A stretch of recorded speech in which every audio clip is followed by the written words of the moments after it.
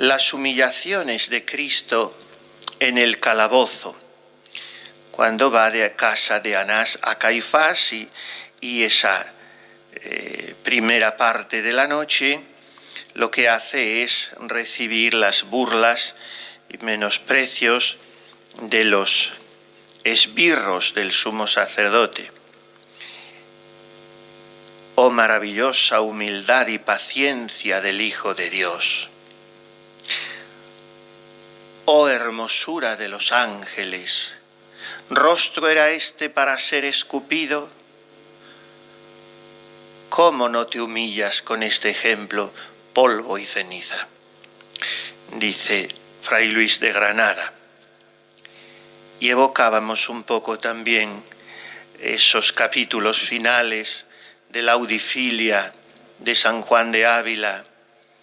Mira, oh hombre, en la faz de tu Cristo, en esa faz en la que se reven los ángeles. Debo yo reverme también y debo ir reflejando su gloria como en un espejo. Decíamos hoy, anoche en el responsorio de Maitines, esa exhortación de San Pablo. Pues estos son pasos de mirar la faz de nuestro Cristo, respice in facem Christi tui, porque Él se nos va a revelar precisamente como nuestro Cristo del alma, decía la Madre Maravillas, ¿no? Nuestro Cristo. O sea, esto tiene mucho sentido.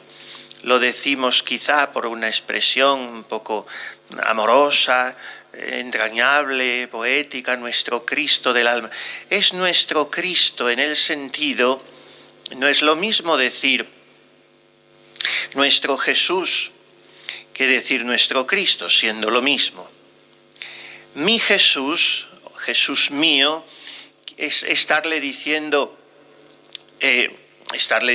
todo, porque en Jesús, en el nombre de Jesús está todo, como canta San Bernardo, ¿no?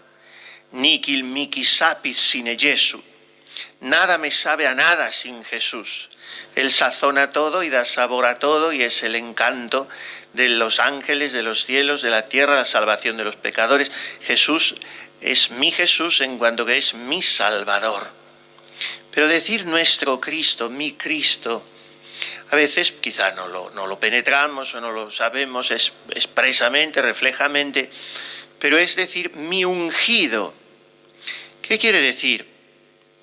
Que la unción de Cristo ha sido de tal, iba a decir, como de tal abundancia, de tal cantidad, pero no se trata de parámetros cuantitativos.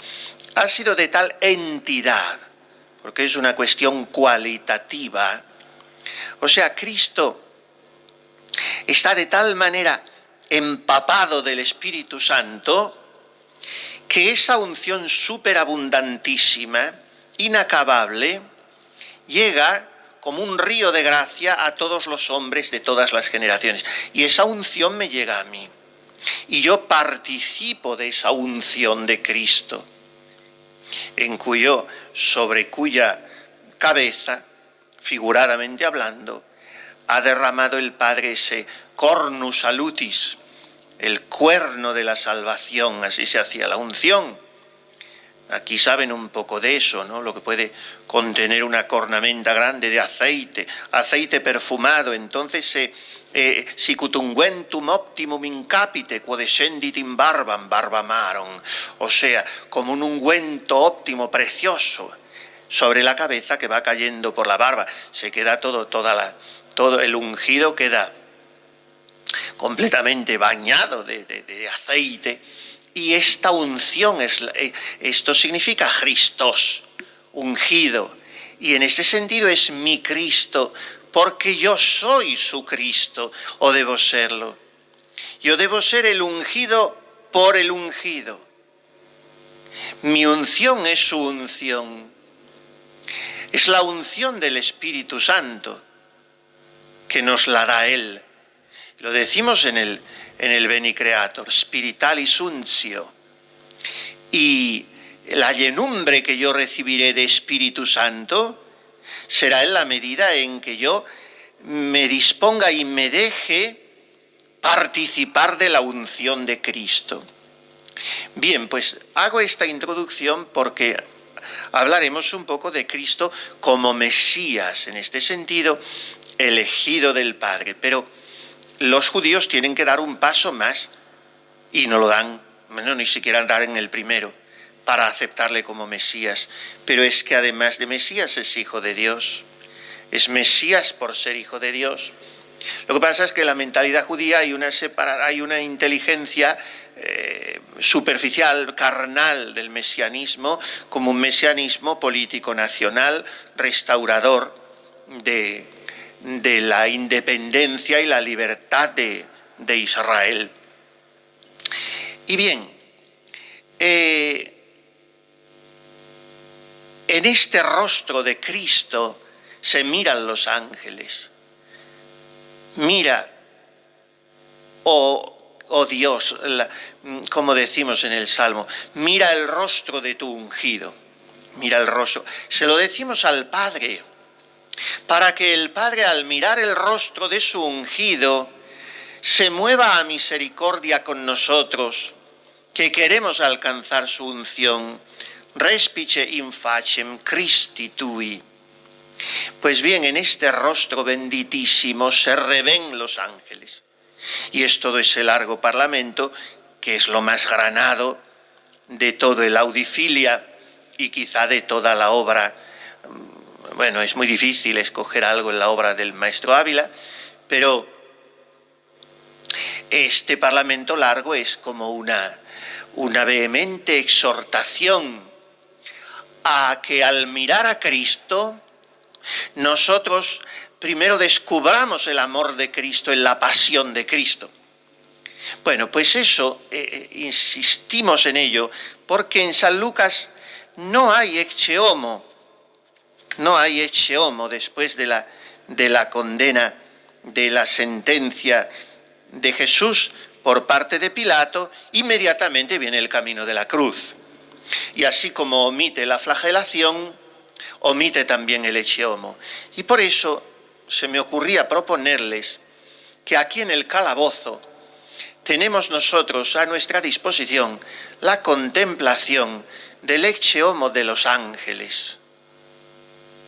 No es, he aquí al hombre mostrado en el balcón de la Torre Antonia, con esa exclamación fuertemente teológica, de las más importantes de toda la Sagrada Escritura, junto con el prólogo de San Juan. Et verbum caro factum est, el verbo se hizo carne, con esa expresión fuerte griega, sarx, pues el verbo se hizo, asumió en sí la humanidad.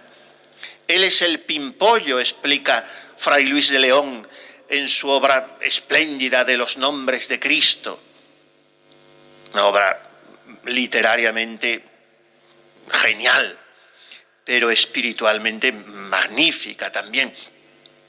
Bueno, pues Fray Luis de León, el editor de las obras de la Santa Madre, tiene como primero de los nombres de Cristo el pimpollo. Y se hace un poco eco, él, Agustino como era, de toda la corriente teológica bonaventuriana que bebe de San Agustín, San Buenaventura, y de toda la escuela escotista de Duns Scoto y franciscana, que se contrapone un poco en este punto opinable, a la escuela tomista o dominica. Y teniendo que estar siempre con Santo Tomás, yo personalmente en esto me adhiero más a la visión franciscana. ¿El Verbo de Dios se hubiera encarnado igualmente si el hombre no hubiera pecado? Es una cuestión bizantina porque hipótesis sobre el pasado es inútil hacer, pero es un planteamiento que quiere decir, el motivo de la encarnación del Verbo es la caída del hombre. Cristo se encarnó porque tenía que redimirnos o quería redimirnos así. Y estos teólogos franciscanos dicen que no, que el Verbo se hubiera encarnado igualmente, porque la humanidad mira toda a Cristo, verdadero Dios y verdadero hombre, porque Él es verdad que ha venido para redimirnos, pero es verdad también que en él, hecho carne, toda carne encuentra su sentido, que él es el hombre y que él ha venido a dar plenitud a la creación. Y en ese sentido es pimpollo, es brote de todo, es flor de todo, es capullo que hace florecer y fructificar todo, y sin el cual la creación no habría llegado a la primavera. La primavera, después del invierno del pecado, del otoño de los patriarcas y profetas, la primavera llega con Cristo, con el pleroma, que es palabra griega de Pablo, ¿no? Ubi venit plenitudo temporis, misi Deus filium sum, factum est muliere. Cuando vino la plenitud de los tiempos, envió Dios a su Hijo, hecho de una mujer. Bueno, ese hecho es el Verbo engendrado por el Padre y como formado en las entrañas de María, tierra bendita donde germina este pimpollo. Pues todo esto tiene que estar detrás de nuestra contemplación asombrada, adorante, de esta palabra que Pilatos profetiza sin ser consciente, ecce homo. Y por eso me subleva interiormente esta traducción horrísona y absurda de aquí lo tenéis. Y ya está, con eso se despacha el leccionario español en el Viernes Santo. Aquí lo tenéis. Pero ¿cómo es posible traducir una palabra inspirada por el Espíritu Santo de esa hondura tremenda? Este es el hombre. Y aquí lo tenéis, ya queda todo traducido, se quita la palabra hombre, ha quitado usted todo. Pero nada, traducción del listo de turno, aprobada por la Conferencia Episcopal y leída en todas las iglesias de España. Se terminó. En fin, de estas. Y como dice el Señor a los fariseos, y como estas hacéis muchas. Bueno, pues, entonces, es la hondura teológica. Este es el hombre. Y a ese hombre cubierto de salivazos, con los ojos vendados, abofeteados, un hombre que no tiene apariencia humana, como dice Isaías en los cánticos del siervo paciente, un hombre que ha llegado a ser tan hombre que no parece hombre. O sea, cuya humanidad ha tocado el límite de la vulnerabilidad humana, que no parece hombre. ¡Qué alegato contra las reclamaciones de derechos y las preocupaciones por el desarrollo de la personalidad y el clamor por los propios fueros, porque yo soy persona! ¿Qué alegato contra todo esto? Que se da de bofetones con una vida religiosa evangélicamente crucificada.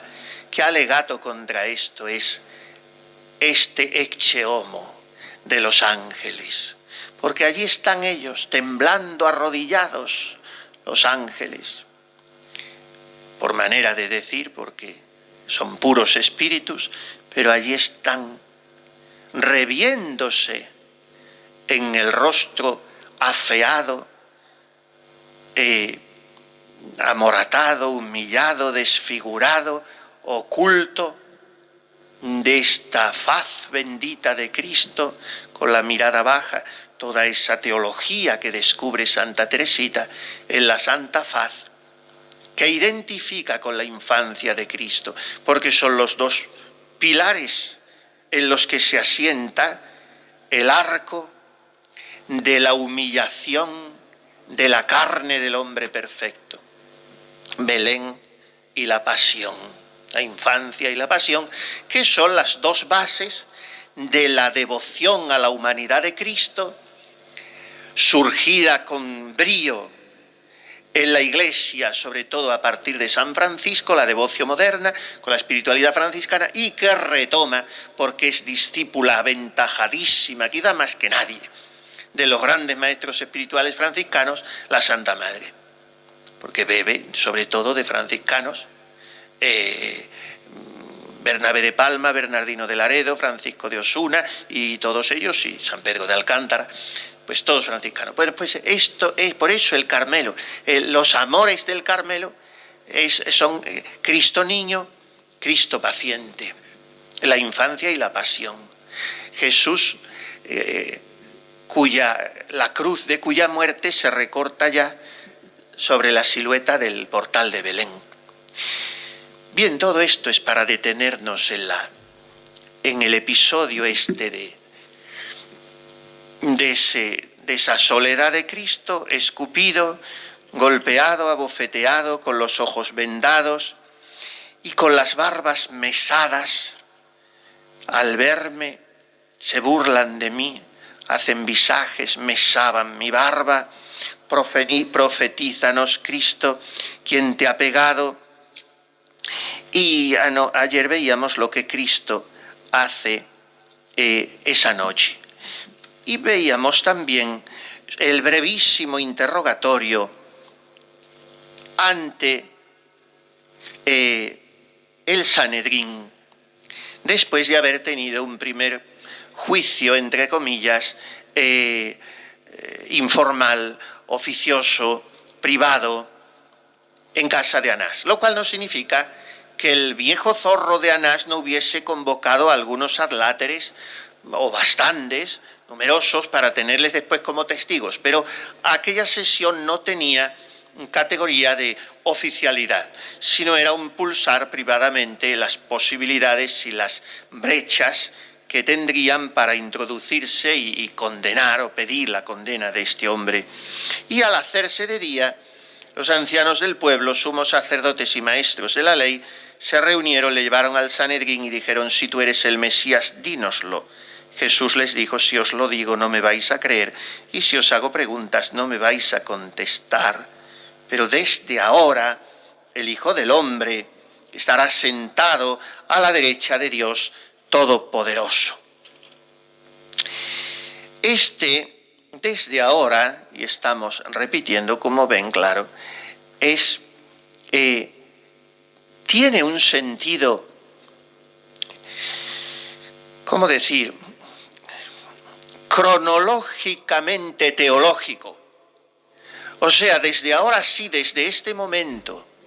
Pero no es una cronología exacta, porque ese momento se refiere a su muerte, a su hora, lo que llama San Juan, que constantemente habla de la hora en su Evangelio. Y como sabemos que Lucas,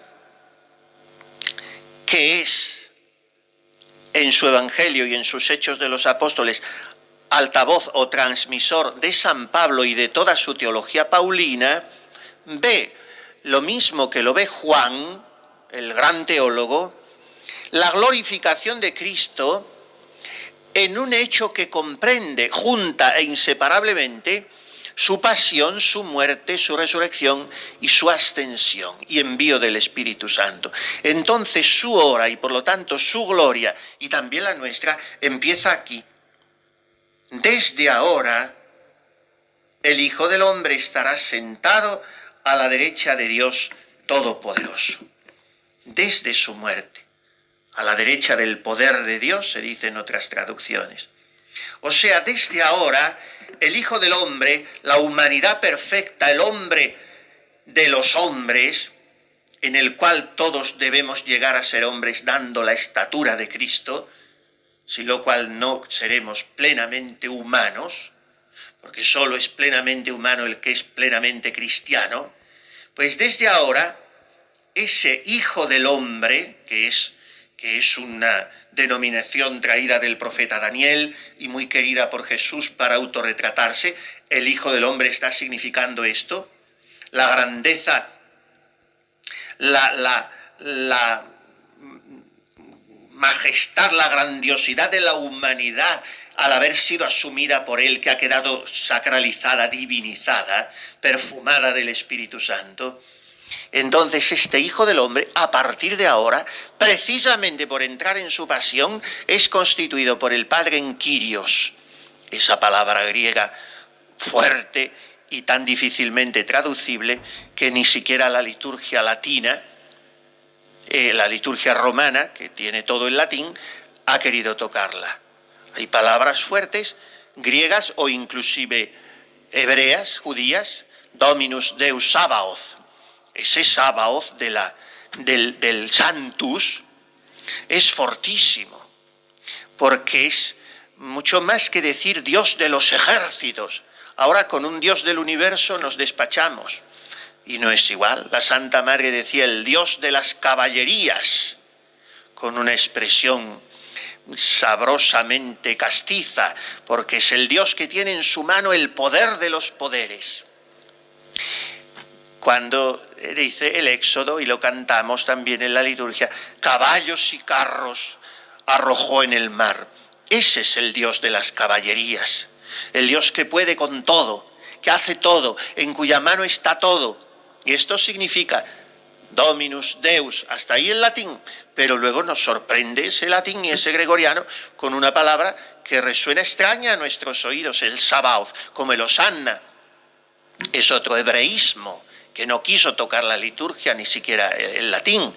Y en este sentido también el Kyrios, esto es griego, pero es un griego de tal fuerza que ni siquiera el latín, con lo que es el latín, puede recoger.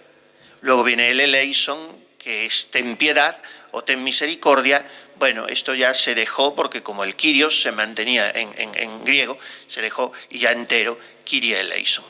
Pero el Kyrios es esto, el Señor de la historia, el que tiene en sus manos no solo el sol y la luna y las estrellas, sino toda la humanidad con todas sus humanidades, todos los hombres, y es el que, aunque no nos lo parezca, y cuando todo parece indicar lo contrario, es el que gobierna los destinos de la historia en su providencia amorosa, respetando la libertad del hombre, pero al final todo acabará bien, porque es Él el que lleva la historia, es Él.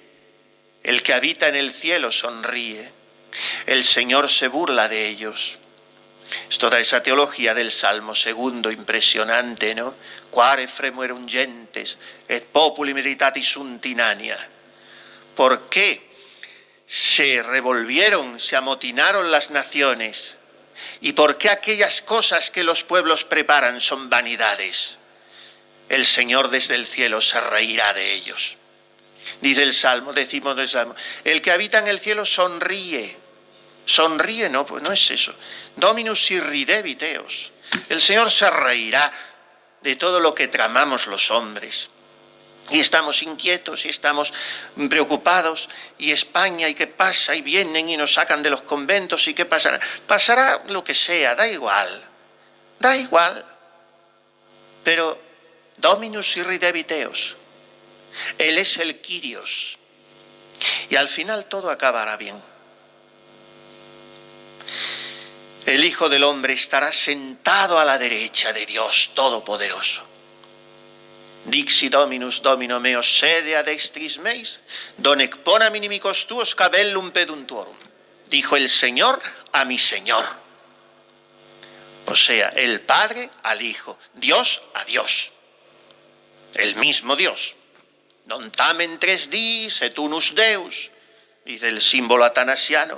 Antes se rezaba todos los domingos en prima, ahora ni hay símbolo, ni hay atanasio, ni hay prima. Lo que hay son más primos de la cuenta. Total, que entonces el Señor le dice a mi Señor, siéntate a mi derecha y estate tranquilo, que pasará lo que sea. Mientras hago de tus enemigos estrado de tus pies. El último enemigo aniquilado será la muerte. Pero esto no tendrá la última palabra. Después será el imperio absoluto y para siempre del Kyrios. Y esto es lo que está anunciando aquí el Señor. El Señor. Nosotros le llamamos así, que en definitiva es lo mismo. Y tantísimas más veces que decimos Jesús o Jesucristo o Cristo, decimos sencillamente el Señor, nuestro Señor, el Señor. ¿Han leído esa obra de la que es muy tributario, como de toda su producción, su doctrina, Ratzinger? ¿Han leído la obra de Romano Guardini, El Señor? Solo se titula así, El Señor. Pues es muy interesante. Ese gran teólogo alemán de este siglo, innovador en tantas cosas, pero un innovador aceptable, bueno. Y también sus obras en liturgia, en fin, tiene muchas cosas. Es un poquito difícil, pero está en el límite de lo soportable, su dificultad. Se puede entender. Y bueno, pues eso, él titula esa obra, que es una obra que ha sido fundamental en toda la teología de la segunda mitad del siglo XX en Europa. El Señor, basta. Él es el Kyrios. Entonces todos le preguntaron luego, ¿eres tú el Hijo de Dios? Era el siguiente paso. Jesús les respondió, vosotros lo decís, yo soy. Todo lo hace girar Lucas aquí.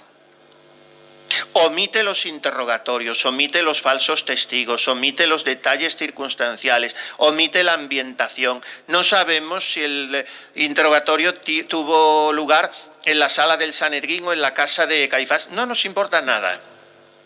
Incluso omite el rasgarse las vestiduras del sumo sacerdote, omite la condena por parte del sumo sacerdote, que es muy importante. Reus mortis est, es reo de muerte. ¿Qué necesidad tenemos ya de más testigos?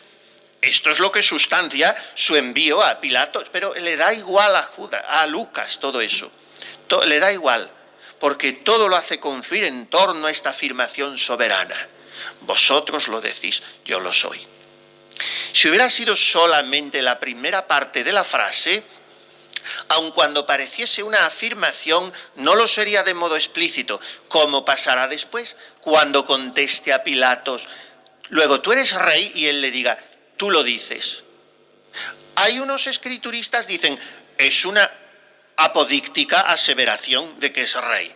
Pero otros dicen, tú lo dices, tú sabrás lo que quieras pensar. Como nosotros a veces respondemos, lo estás diciendo tú, a mí no me líes. Pero aquí, en este caso, dice, vosotros lo decís. Pero no es que quiera poner la pelota en el tejado de ellos, es que a continuación dice, vosotros lo decís, yo soy. Y esto es tremendo, porque esto suena fonéticamente en arameo como Yahvé. Yahvé significa eso y suena así. Yo soy me envía a vosotros. Dios es el que es. Esto es lo propio de Dios, el ser esse subsistens, el que es por sí mismo. El que no tiene principio ni fin, el que es sustento de su sustento. Al revés que nosotros, que nos tenemos que sustentar por él. Esto es lo que decía la Santa Madre. Cuando no puedo decir otra cosa, ni sé otra cosa, dice ella en la vida, lo único que me sale es decir, vida de mi vida y sustento que me sustentas.